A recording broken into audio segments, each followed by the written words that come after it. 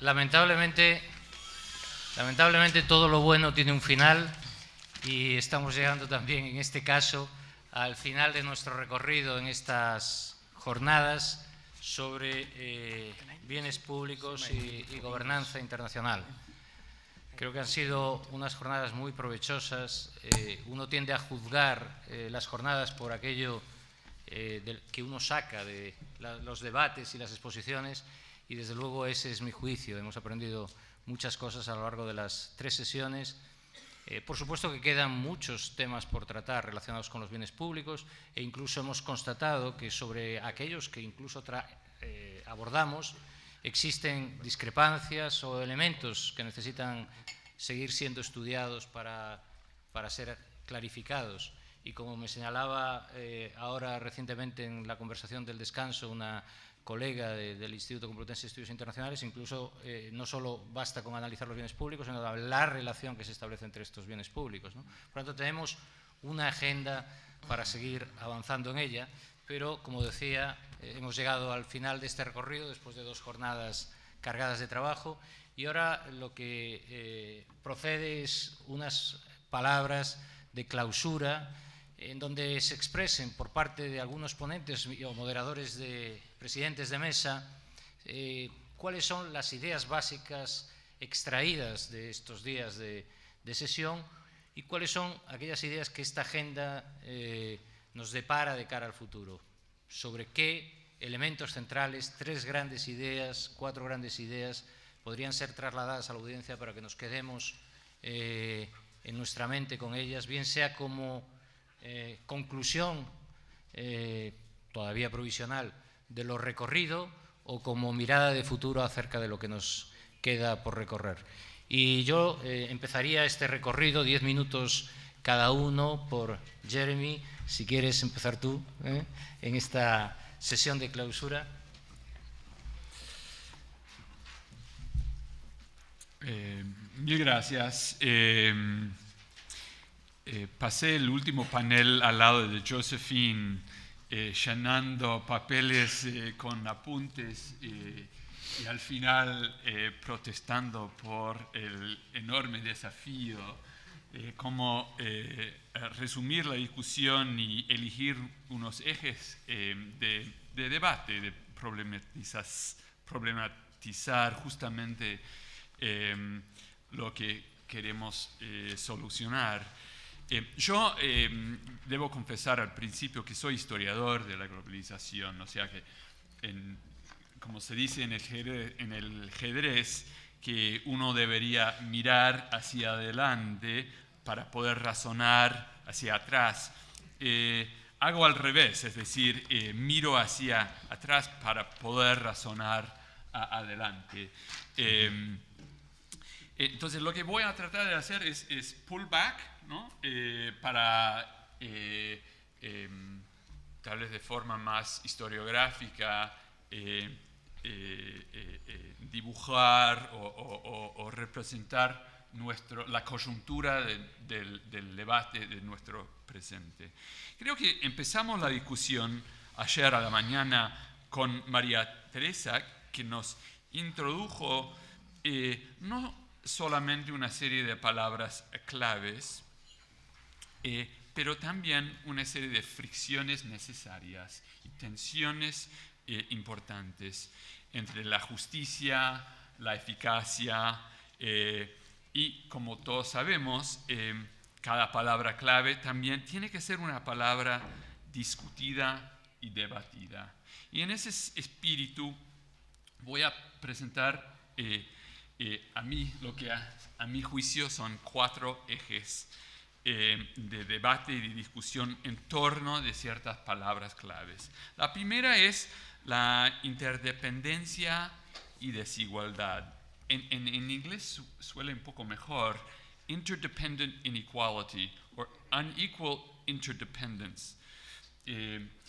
Hay que conceptualizar ese fenómeno para entender qué es lo que nos presente.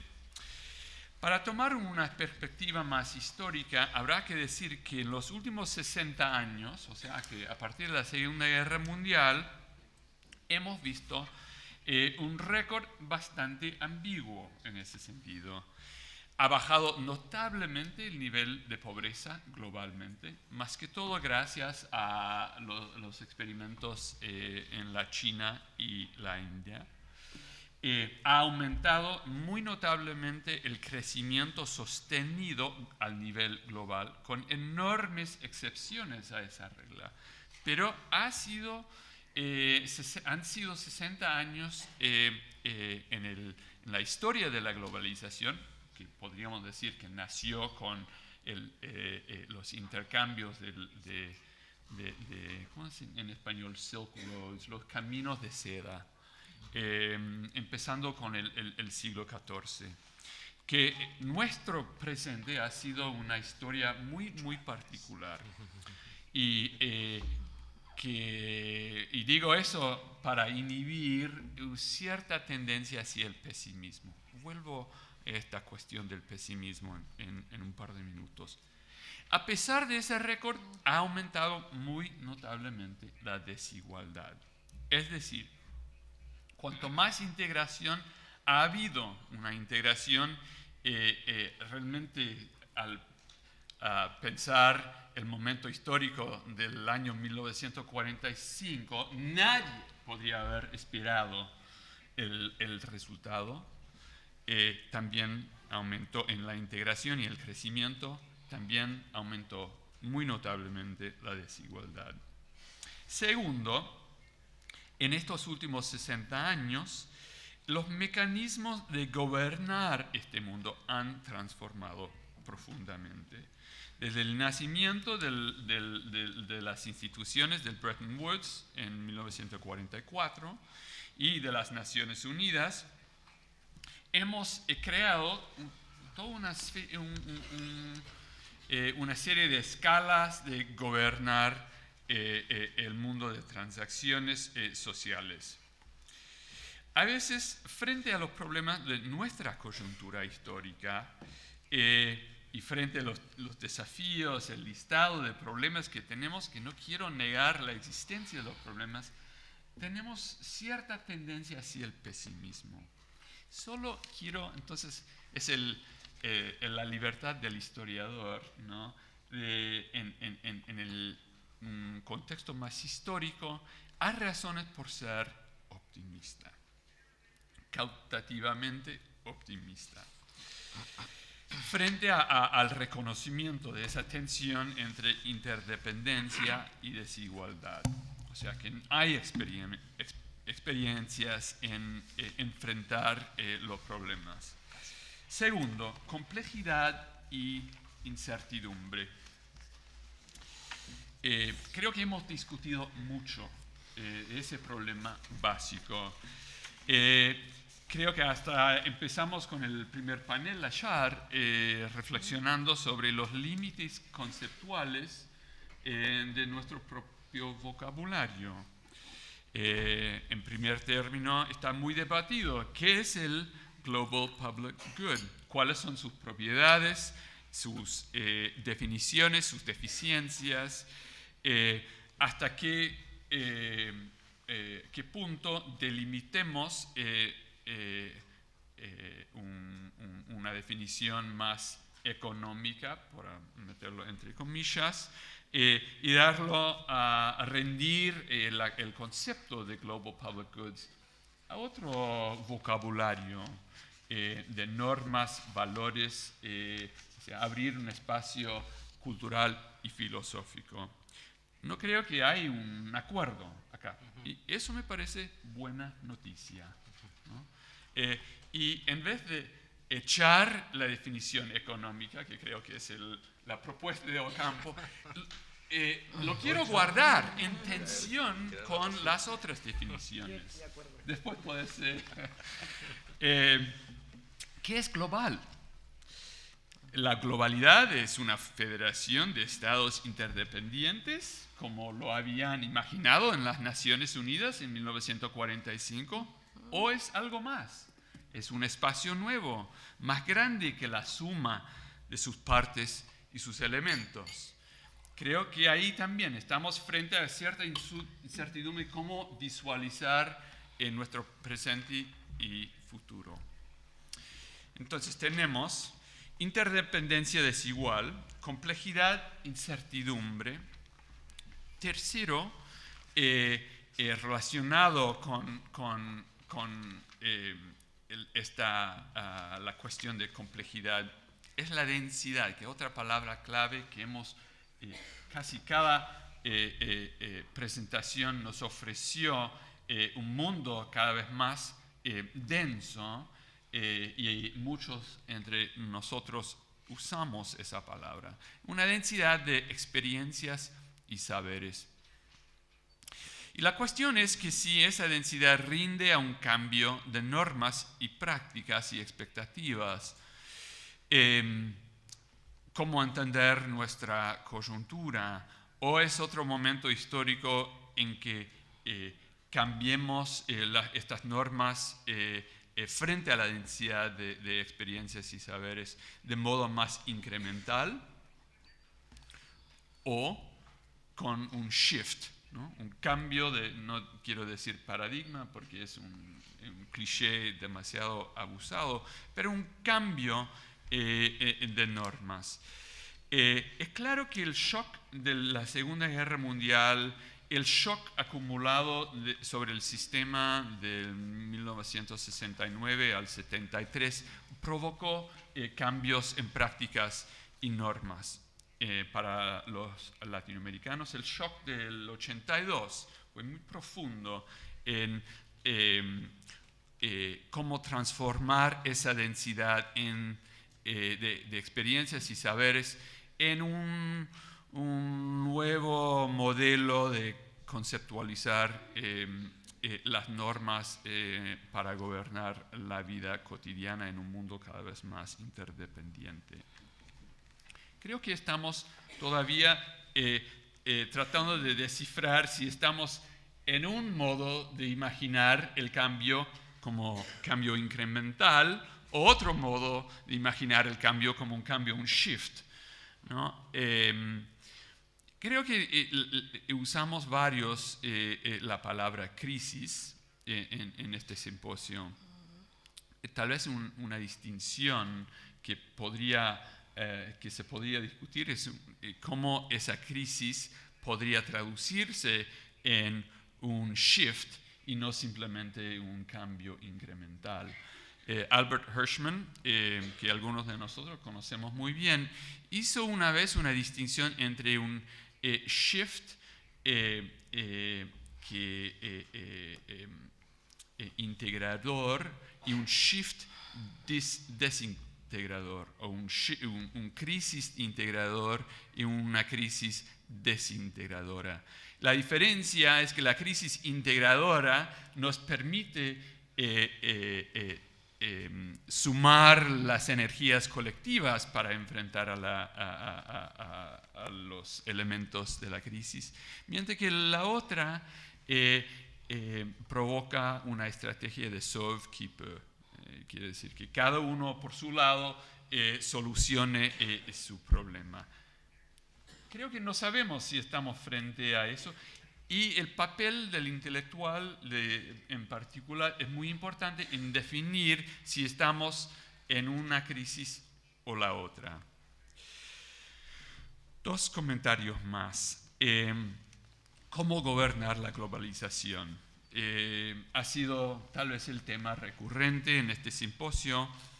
En un mundo de cooperación conflictivo, colaboración adversarial, en el cual tenemos que gobernar entre actores que están en conflicto no solo con sí mismo, como dijo Ocampo, haciéndose referencia a lo que está pasando en Washington, que lo que tenemos que vivir, eso realmente es impresionante, pero también para los europeos y otros están frente a ese problema de cómo coordinar cuando las partes y los actores no concuerdan sobre los términos básicos.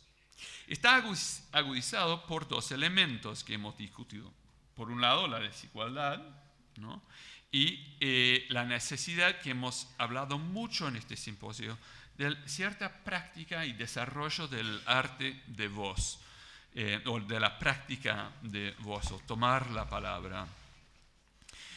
Frente a las complejidades y las densidades, ¿cómo acomodar más voces, ¿no?, cuando las voces mismas son cada vez más heterogéneas? Última tensión, escala.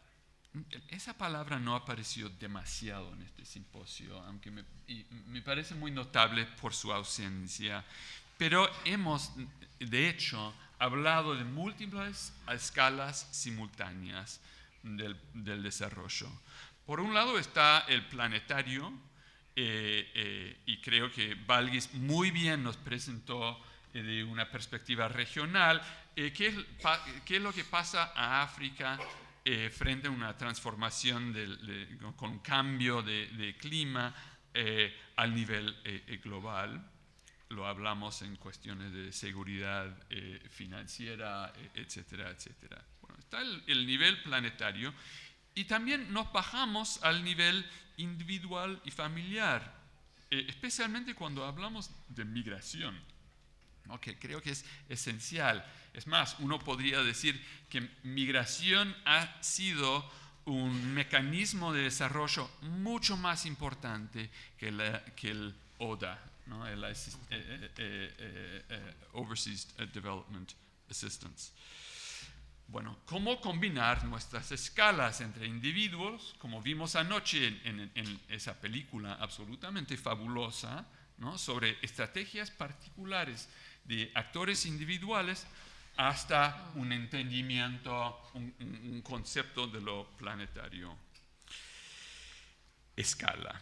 Bueno, eso requiere intermediación y nivelaciones de prácticas y normas, leyes, reglamentos, regional, hasta uno podría decir, o preguntarnos si es todavía más necesario tener estados nacionales fuertes.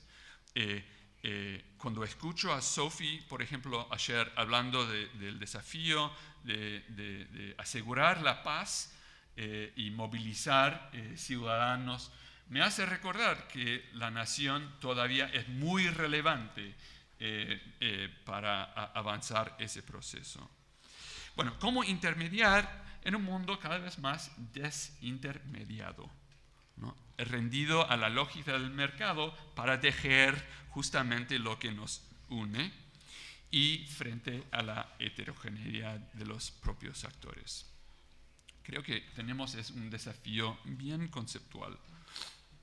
Bueno, termino con una recomendación. Soy historiador, entonces no tengo nada que decir para el futuro, pero estuve conspirando con Josephine. Do you remember the conversation last night? Josephine and I had a recommendation for María Teresa y para todos los que están presentes interesados en la relación entre saber y práctica.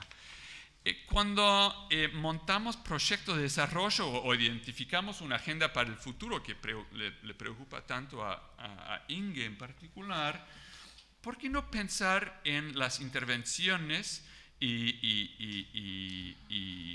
reformas también como modo de investigar, ¿no?, y crear nuevos saberes alrededor de lo que estamos? Tenemos docenas de estudiantes acá. ¿Por qué no incluir el estudio de la práctica del cambio social mientras haciéndolo? O sea, transformando las intervenciones en especies de laboratorios para nutrir la producción del saber, para poder salir un poco de este callejón sin salida en el cual nos sentimos con la acumulación de nuevos saberes. Una propuesta muy modesta, pero frente a nuestra audiencia, ¿por qué no pensarlo? Gracias.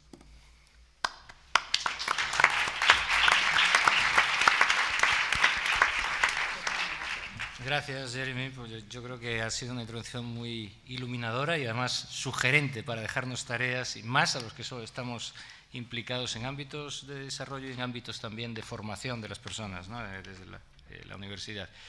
Jeremy aludió a las diferentes escalas y yo le pediría ahora a Kadi Ramatu a que traslade esas escalas justamente a un ámbito que quizá no reflexionamos sobre él demasiado, aunque ha salido tangencialmente en algunas de las intervenciones, que tiene que ver con el ámbito de los bienes públicos regionales. Kadi, cuando quieras. Thank you very much, Jose. I would not go over what Jeremy has said. All I would start off with is that in the provision of global public goods, we have established that there's no fairness, there's no equity, it's inefficiently produced. We have also established through discussions this past 2 days that the safeguards, rules, standards, structures are also not coherent and coordinated. We've also established that we need to take some strong action to mitigate the risks in the provision of these public goods, and also to get more voice involved, particularly from Africa. As Jose has just explained to you, I will look at it from the micro level. Regional public good. We've been talking about global public good, but I think we have to look at it from a point of view of the region, using the regional economic communities to actually provide these public goods. I want to talk to you about ECOWAS and what we do and how we assist in the provision of these public goods. ECOWAS was established in 1975, and throughout these 38 years, we've been trying to see how best we can facilitate the improvement of the lives of citizens in the community. That is why our vision moved from an ECOWAS of state to an ECOWAS of people. And for that, it means that we have to facilitate the provision of public goods to the ECOWAS community. We move away from the state now and focus directly on the community by us intervening directly with the community and not going through the states. Now, there are lots of public goods that could be provided regionally, which are the same as the global ones. But of course, the reason why it's good to use the regional economic communities like ECOWAS, we know the environment, we know the state actors, and it avoids duplication. Instead of a big body out there being in charge of supervising, regulating, well, providing, supervising, regulating the provision of these public goods, we could do it at a micro level. And if that is done throughout all the RECs in the region, you'll get, the desired results. Now, some of the key areas that we have intervened in the provision of these goods is, of course, financial stability, economic and financial stability. As you're aware, we have 2 monetary zones, UMOA, and we're in the process of establishing the 2nd monetary zone, which will be for the Anglophone and Lusophone countries. There's also the issue of peace and security, which is a very important public good in the sub-region. And as you're aware, ECOWAS has performed its duty and lived up to the task in restoring peace and good governance in some of the African states. We don't need to wait for the UN to issue a resolution. We could do it, and we had done it before.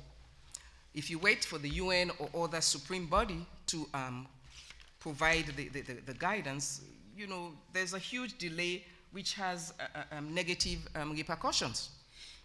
There's also the issue of free movement of goods and persons. For us in the sub-region, that is also an important public good. We need to ensure that people and goods move freely, and that brings us to trade, and I was talking about. We need to ensure we have a customs union We need to ensure that we have common external tariffs so that we even start trading amongst ourselves. So once we develop that trade culture and we have our rules and policies, we can now move to the bigger sphere, to the international market. But we need to work as a block, and we need to also improve the capacity of the participants in trade. There's also the issue of health for all citizens in the sub-region. In that area, and in the area of gender equality and education for all, and in so many other areas, we're getting financial assistance from donors. We need to start from the local environment in the provision of those public goods. That's the only way the citizens will appreciate what the world is doing. Because if it doesn't come from them, and they don't see the impact at their level, they will not appreciate it. Then we need strong infrastructure. We also need energy efficiency. In that regard, we've established two agencies, the Center for Renewable Energy Efficiency in Cape Verde, and we also have an electricity regulatory agency in Accra, Ghana, all in a view to providing that important public good of energy for citizens. Now, we've had assistance from donors in our quest to provide this public good. We have assistance to improve our infrastructure, in the structure in the member states, because the problem is we may have all the aid, but we don't have the structures in place in the member states to implement whatever projects these aids are meant for. So that is why ECOWAS is sort of like the intermediary. So you don't give the aid to the member state, you give the aid to ECOWAS, who has a policy for all member states, for all citizens, which is uniform. So there's uniformity and consistency. You don't have one policy, as was happening before, for individual states. We also need to maybe thank our donors who had supported us, ECOWAS, throughout this process. And we have several of them. But since I'm in Spain, I think I would identify Spain as one of our great partners in our drive to provide the necessary regional public goods for our citizens. They have financed the provision of sound infrastructure. They have financed the provision of renewable energy. They have financed the provision of food security. They have financed the issue of free movement. Because at the end of the day, you were talking about migration. The two regions that migrate, migration affects more are the sub-region, Spain. Spain is just a hop away from Africa. So their own way of assisting is that they provide the funding to ECOWAS. ECOWAS now use these funds to intervene in the member states by training the youths, by sensitizing the youths as to the risk of migration and the benefits, if there are, of migration. And if you train them and they are efficiently and gainfully employed, then they don't need to leave their countries of origin and migrate. Also, as I said, in terms of agriculture, they give us funding so that the youths actually and the population are involved in agriculture the way they know how to do it, and which is beneficial to them. So at the end of the day, my own appeal, and I think the way forward would be, in the provision of global public goods, let us also look at assisting the regional economic communities so that they can first provide regional public goods, and that would be like a step in the right direction to move towards enjoying the global public goods. But as I said, in terms of voice in Africa, we're the minority, and I think we are also the greatest recipients of the global public bads, although we also create them sometimes in terms of charcoal and wood burning.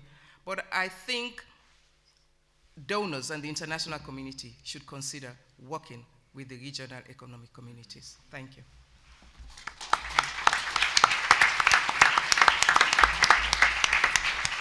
Gracias, Gadi, por traernos un tema que había pasado relativamente marginal y que, sin embargo, es tan importante para sentar esta agenda en bases más cercanas a lo que es la experiencia, el control, el empoderamiento y la apropiación de las sociedades. Y, finalmente, cierra esta parte de conclusiones José Antonio Campo. Él es también historiador, pero le vamos a pedir que mire hacia adelante. Digo, es historiador porque tiene además recientemente un magnífico libro sobre la historia de América Latina desde la independencia, que es un libro espléndido por lo que tiene de honestidad en la historia y sobre todo de tesis interpretativa. Pero a pesar de esas flaquedades de la historia, le pediría que mire hacia el futuro. Bueno, muchas gracias, José Antonio, y nuevamente, ya que está María Teresa acá, quiero agradecer muy especialmente la invitación que me hicieron para participar en este foro. Digamos, ese tema, yo comienzo otra vez con mi tema semántico para decir que yo prefiero el término bien común, que es, y lo público yo lo definiría, es una definición de cada sociedad. Cada sociedad define qué pertenece al ámbito de lo público y el ámbito de lo privado. Desde ese punto de vista, el ámbito de lo público está a nivel internacional, repito, consiste de tres cosas. Primero, el tema de la interdependencia, de cómo manejamos nuestra interdependencia. Segundo, la igualdad de los ciudadanos. Es que hay que recordar que se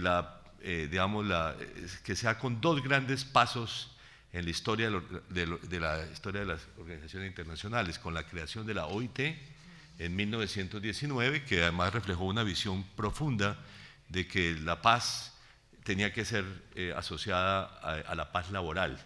Digamos, entonces, la Liga de las Naciones y la OIT son creadas, ¿no es cierto?, conjuntamente, digamos, en ese momento. Y tercero, la Declaración Universal de los Derechos Humanos de 1948, que es uno de los grandes pasos, de los primeros grandes pasos de las Naciones Unidas. Y tercero, la igualdad de las naciones, que realmente sí surge como un objetivo de la posguerra, cuando va asociado, después de la Segunda Guerra Mundial, va asociado a la creación, al desmantelamiento del orden colonial, digamos, que es otro gran objetivo de la humanidad. Entonces, simplemente, digamos, y quiero referirme en realidad a cuatro, y comienzo con a cuatro temas particulares. Y comienzo con digamos, una cuestión de historia un poquitico más reciente, que fue la cumbre del 2005 de las Naciones Unidas, que era digamos, los 5 años de la cumbre del milenio. Ahí, digamos, yo era subsecretario general de Asuntos Económicos y Sociales de la ONU. Entonces tuve la oportunidad de participar en una cosa que tuvo un éxito parcial y otra que fue fallida. Y esto lo digo porque esto me parece que son temas esenciales en la agenda futura.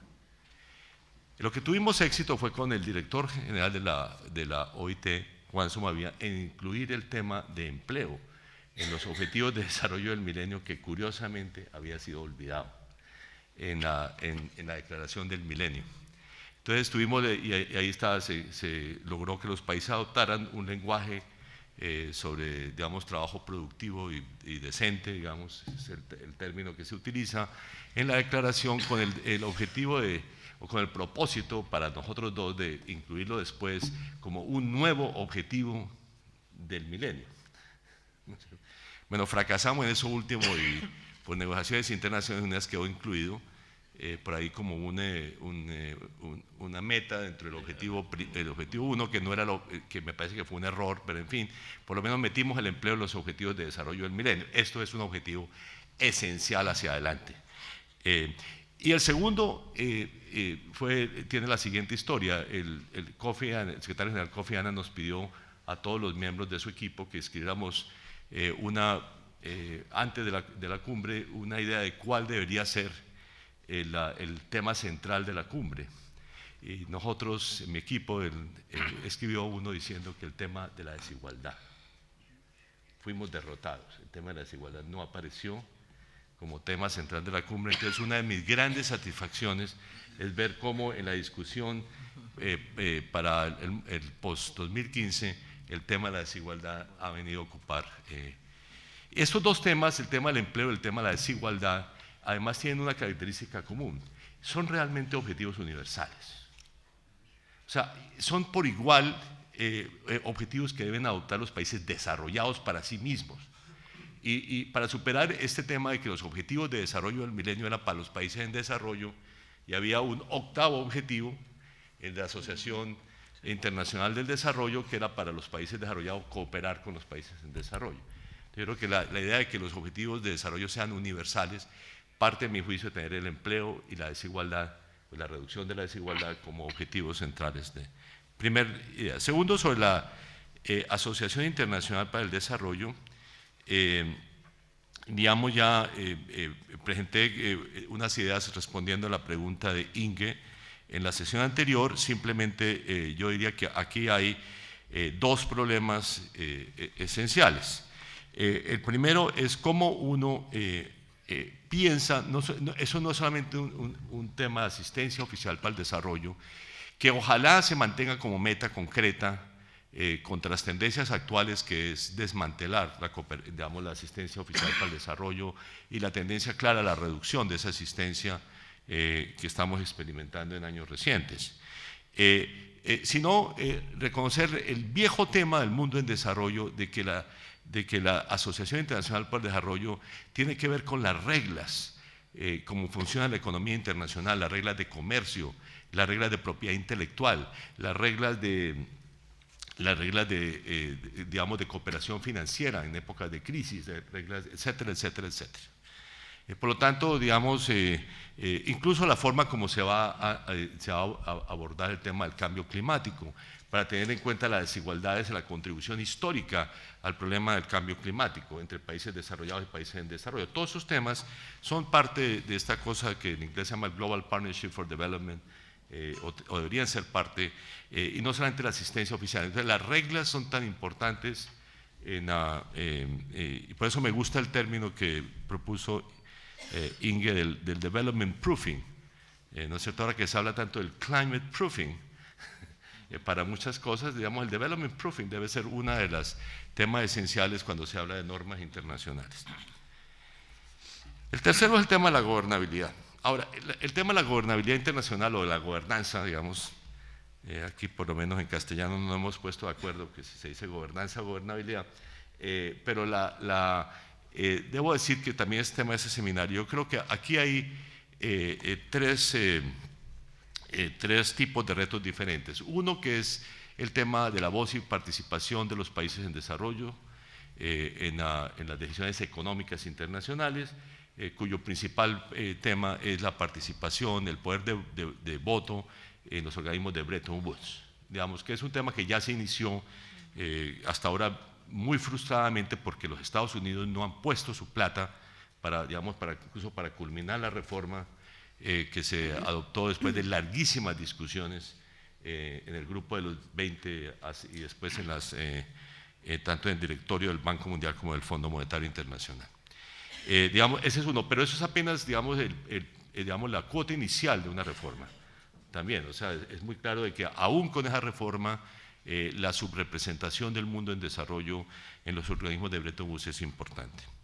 En el caso del comercio, yo creo que tiene que ver esencialmente de cuál es la relación entre los acuerdos multilaterales y los acuerdos bilaterales o plurilaterales.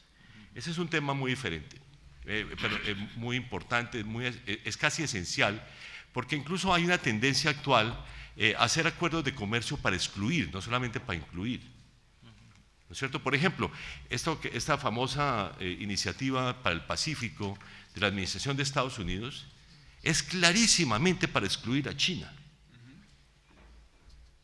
¿No es cierto? Así como de alguna manera, digamos, en mi región del mundo, que tiene muchos elementos positivos, la Alianza para el Pacífico, que firmaron México, Colombia,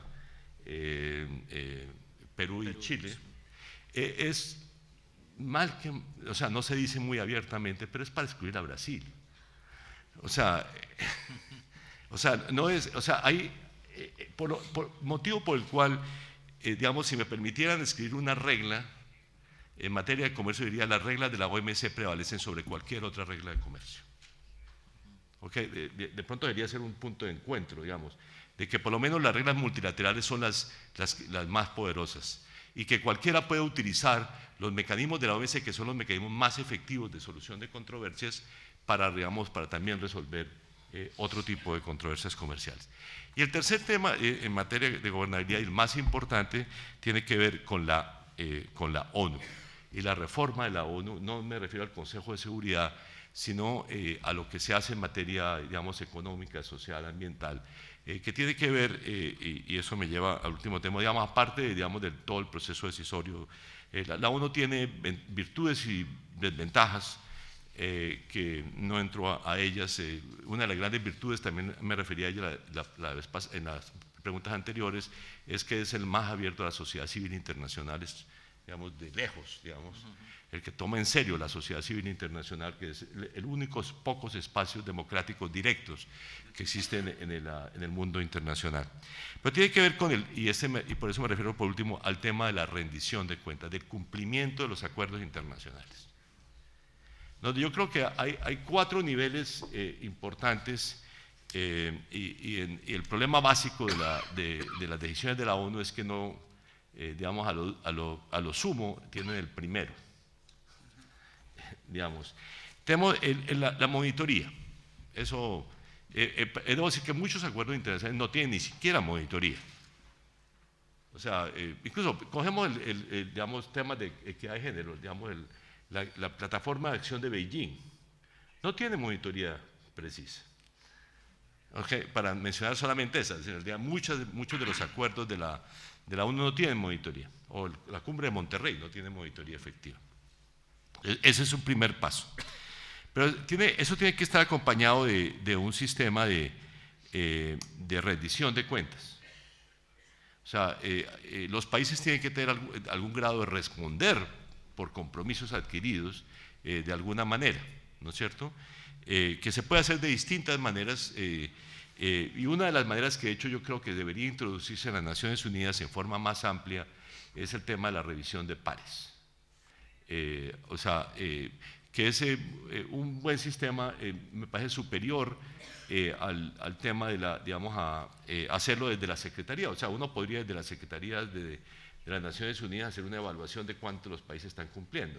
Pero eso no tendría ninguna mayor efectividad, por lo menos la efectividad de la rendición de cuentas a través de la revisión, digamos, de la revisión de pares, es que, digamos, obliga a los países digamos, a decirle a otros, mire, o a otros, no estoy cumpliendo esto por X, Y o Z motivo, ¿no es cierto? Lo cual los hace más. Y eso tiene que estar acompañado, como lo dije, a nivel nacional, me parece a mí, por una mayor, digamos, rendición de cuentas de los gobiernos ante los parlamentos por sus decisiones internacionales. Pero por último, en algunos casos hay que hacer cumplimiento, digamos, duro de los acuerdos. Porque en ciertos campos uno no puede desviarse. En el único campo en que tenemos rendición digamos, rendición de cuentas real o para cumplir los acuerdos es en la OMC. Es el único que creó un mecanismo para hacer efectivo el acuerdo. El resto no, incluso en el Fondo Monetario Internacional, que se critica mucho por eso. En realidad, los únicos países que realmente tienen que cumplir el Fondo Monetario son los que están endeudados con el Fondo Monetario, el resto nadie más. Digamos, y vale decir, Estados Unidos nunca ha cumplido nada de lo que le dice el Fondo Monetario Internacional, ni Europa tampoco, digamos, en la práctica. Entonces, y tampoco Brasil ni China. Porque, o sea, realmente los países que no están endeudados con el fondo no cumplen lo que les dice el fondo. Pero algunos cambios, y yo tomo el caso más importante, el cambio climático. El cambio climático la lucha contra el cambio climático no va a ser efectiva mientras sean metas voluntarias. Tienen que ser metas efectivas, con rendición de cuentas y con penalización al que las incumple. Porque de otra manera, digamos, los acuerdos de cambio climático serán un juego. Serán un juego sin...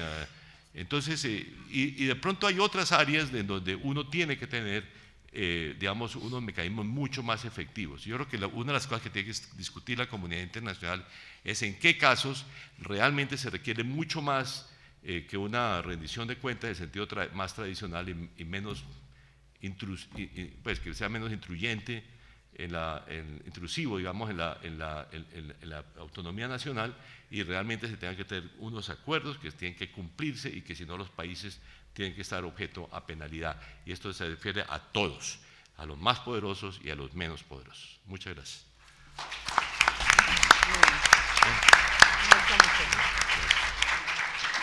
Gracias, José Antonio. Excelentes ideas para movilizarnos todos respecto al futuro y a lo que nos queda de la agenda de desarrollo por construir. Termina esta sesión de clausura, que como habrán visto es no convencional, pero el no haber sido una sesión de clausura convencional lo ha hecho mucho más rica en contenidos y en ideas sugeridoras para el futuro. Antes de ceder la palabra a María Teresa Fernández de la Vega para que clausure este simposio, quisiera agradecer, entiendo yo, en nombre de toda la organización, a quienes han estado acompañándonos tanto en la interpretación como en el servicio de la sala, al personal de la Ramón Areces, de la Fundación Ramón Areces, de la Fundación Mujeres por África y de la Complutense, que se han implicado en la logística siempre compleja de un simposio de ese tipo. Muchas gracias a todos por acompañarnos. Y ahora le cedo la palabra a María Teresa para que cierre el simposio.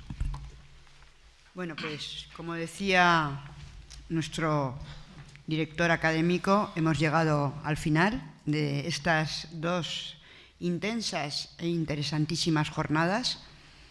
Creo que podemos decir que hemos cumplido nuestros objetivos, nuestro objetivo fundamental, que no era otro que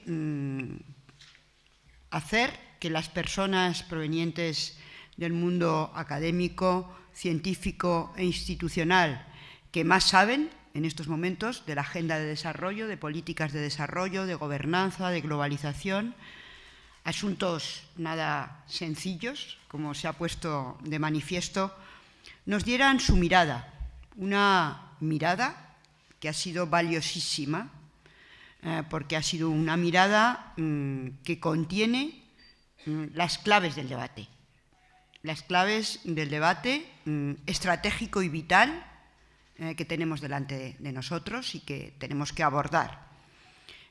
El debate mismo que se ha producido aquí, en lo que yo he podido ver, y me hubiera gustado estar todo el rato porque me ha parecido apasionante, ha sido un debate muy rico y ha puesto de manifiesto primero la oportunidad de abordar desde un foro como este, lleno de talento y de experiencia, todo lo que tiene que ver con el desarrollo y propiciar, además, ha puesto de manifiesto la necesidad de propiciar la participación de la sociedad civil, la participación de todas las instituciones y que además sea una participación plural, diversa, no solo desde un punto de vista, digamos, de sociedad civil, instituciones, sino también territorial.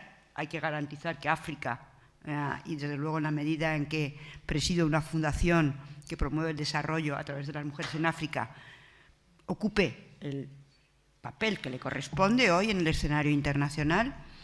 Bueno, yo creo que eso se ha puesto hoy también aquí de manifiesto y, desde luego, al final creo que el resultado es que para de verdad avanzar, incluso en el debate, y llegar al punto de poder proponer para los próximos años, el próximo periodo, los objetivos fundamentales, es necesario, como a mi juicio y en mi experiencia personal siempre ocurre, promover una alianza entre el pensamiento, la reflexión intelectual, la práctica